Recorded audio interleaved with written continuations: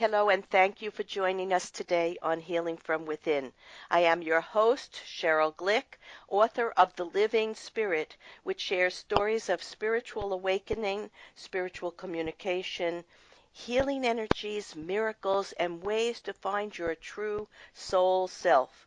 I am delighted to welcome Anna Raimondi, a like-minded, soul-guided author of Conversations with Mary, who will offer her channeled readings from the Divine Mother, offering messages of love, healing, hope, and unity for everyone.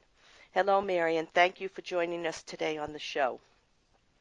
Well, thank you so much for having me. I'm delighted to be here. And as listeners of Healing from Within are well aware, my guests and I share our intimate understanding and love of universal energy as we seek to unify our spiritual and physical life needs for the purpose of creating a healthier, more satisfying personal and collective world community. In today's episode of Healing from Within, I reached out to Anna to have her as a guest on the show after reading an article in the newspaper about her new book, Conversations with Mary, as I wish to really read and share her story with you, my listeners. Most of my guests are referred to me by publicists, agents, or literary managers, and by those I believe in spirit who guide conscious creative authors to this show. Anna Raimondi is a motivational speaker, teacher, intuitive and psychologist, and certified hypnotherapist, grief counselor, and spiritual counselor. Part of her mission in life appears to be to give others the tools they need to live their lives in joy while following their soul mission. We will discuss today the channeled messages of Mother Mary, which offers insights into the nature of the soul, prayer, what happens when we die, and also thoughts on reincarnation. The messages Mary shares, gathered over the past year, goes beyond any religious affiliation and is an affirmation of our soul, unified and interconnected universal life energy. The messages for me as a medium and healer in this book, Conversations with Mary, reflect a vibration of truth and graciousness that I immediately recognized as divine and authentic, and which at intervals brought me to tears of joy. And I always love to ask my guests to think back to an earlier time, perhaps in childhood or teenage years, and remember a person, place, or event that may have happened that may have been an indicator of the adult they would become or the life path they would embark on. So please think back for a minute. Okay, well, I am a born medium, so I have been communicating with those from the other side since birth. And as my life went on, I was able to be with people who were able to help me or help my gift evolve. So from a very young age, I was kind of the adult I was going to be today. I mean, I've segued. Yes. I went into business. I have an MBA. But that was me.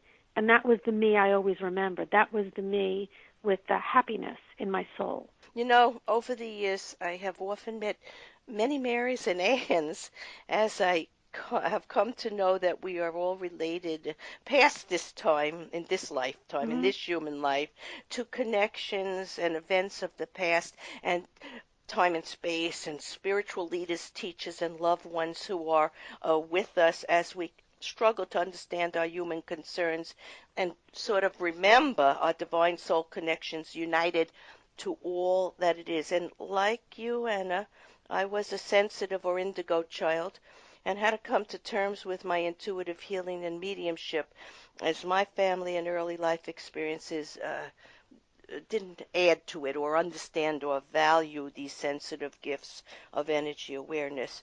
So in later I was years, very fortunate. My family did.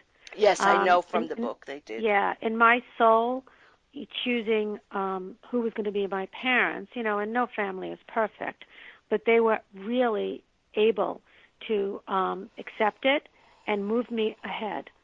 some of the things they were involved with, and allowing people to come to the house and speak with me so that I Mm. could bring them messages as a girl. Yeah, well, I didn't have that. But it's funny, in later years, after a mystical visit from my grandfather the night before my father passed, and he said to me I had to write something for my father, and I had no idea what that was about. And the next day, when I found out my father had passed, I wrote his eulogy. So that reawakened in me and piqued my curiosity, and I have spent the last 20 years doing this work and writing my books and helping as many people awaken to the truth of what life is. And whenever it happens, however, our journey is sort of set. Nothing's random. The people we're meeting, the events that are happening, are all part of the bigger Mm-hmm. connectedness of life. So it's okay. There's nothing ever lost or gained. It's all happening, perhaps in the past, present, and future happening all at once in this energy of life. But let's go to, though you have received guidance all your life from Mother Mary, why do you think in the year before your book, Conversations with Mary, was published, she chose to answer many questions that concern us at this challenging time in human history? So tell us Well, about when I that. asked her that, I out and out asked her that, like, why now? And she said, because we're finally ready as souls to accept it. We're finally evolved enough, Hmm. even though we're still, I feel, as humanity is still immature. We're ready to hear it, and we're in such need. We want something. We want heaven, and she comes through softly and gently, and again, in a non-denominational way, because she's not coming through to just the Catholics or the Christians. She's coming through to the Jews, the Muslims, and the Hindus, and everybody else, to say, here I am, finally, do you get it? You're all one. And the way to find peace is in that recognition. Hmm. So she said the time was upon us to learn to be closer to God and to find Mm-hmm. joy and peace in our lives. And Anna, you wrote, Mary's messages are global, forward-thinking, and transformative. When I asked her why she desires to become more relevant to both Christians and non-Christians, she told me that her time is now and that people around the world are finally listening.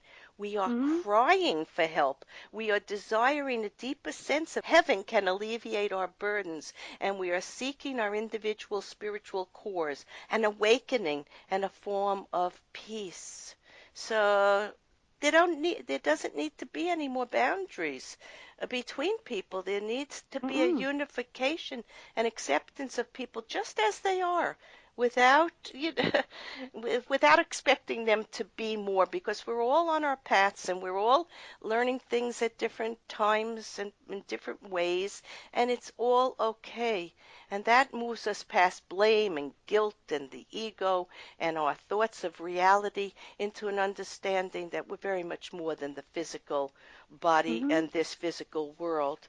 And that's why I agree with you. It is time. We are ready, and many things are happening. So tell us more about the immortal nature of the soul and the lessons along each soul's journey from immaturity to spiritual illumination, because Mary spoke to you about this quite a bit, and I kind of enjoyed, because I've always thought about the immaturity of the soul, and I would like to see more maturity there, not just in the physical growth of a person from childhood to adulthood to old age, but in the soul. So tell us about that.